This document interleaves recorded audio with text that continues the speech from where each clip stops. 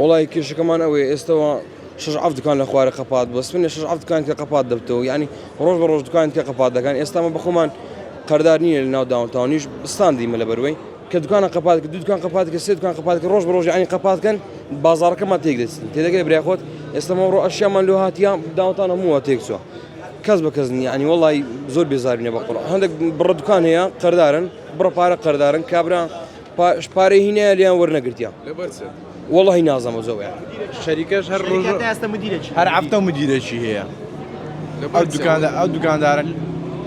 نجيان ديار نعاريان ديار هيجان ديار دكاني سدفتر قردارة دكاني هشتا ورق قردارة دكاني برك كمتر دكاني برك دو دفتر قردارة استاجر كري ورناقرين دكاني قپات دكاني نعم قلتي ورناقرين بس دري دكاني قپات دكاني والله هم تصوروا عمي خوي قبرينا هم مدار فقين هاد ندوك هاسبي هذا إن شاء الله وتسين السري تلاقي لي برياخوت تسين السري